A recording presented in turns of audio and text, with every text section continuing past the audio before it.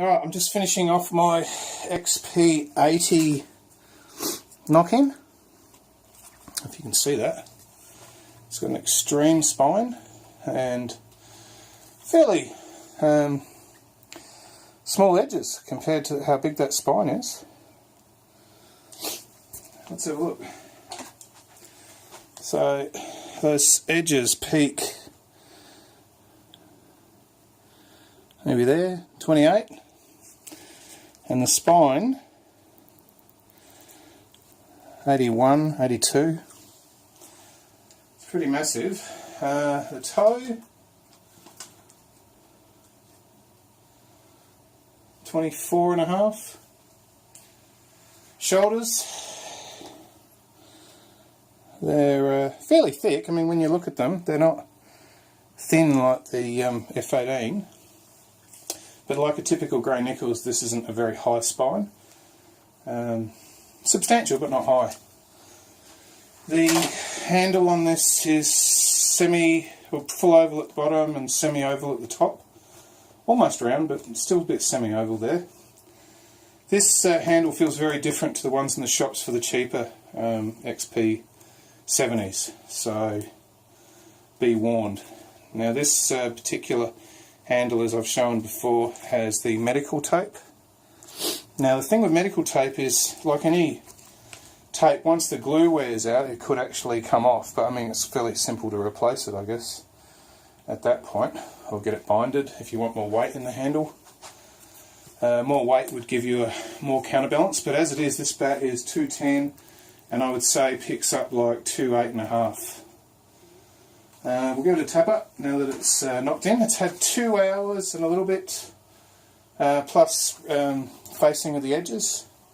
Sorry, I mean boning of the edges, so it's looking fairly rounded on those edges. And yeah, so we'll have a listen. Now, bear in mind that the spine is very low here, but it's huge up here. So we're expecting it to really take off here and not really have a lot here. So we'll see what happens. So it's already got a little bit of action there.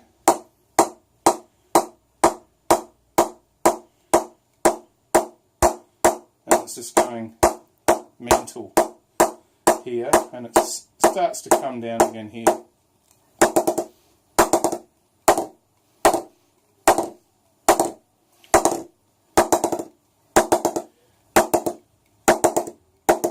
So I guess you would say this is a fairly focused sweet spot in this sort of area.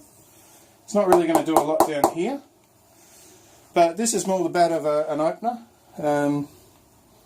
Somebody up the top order who's going to be facing faster balls that are bouncing a bit more, not sort of trying to hit off the toe like a tail ender. Also, those edges probably are beneficial if you're up the order, because you know, if you haven't got your bat straight, you haven't got this huge amount of edge to snick on the way through. Which is all very well if you catch the top of any edge, it should fly, but if you're sort of hitting here, then you're just really doing damage to the unpressed willow. Alright, we're going to bounce the ball on it and finish off. So this is a 2-piece kookaburra.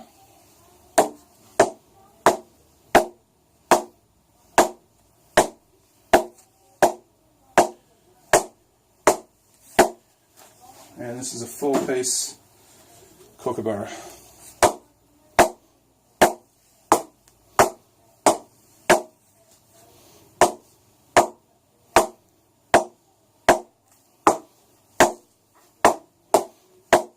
Right at the top there, it just flies. Right there. Beautiful.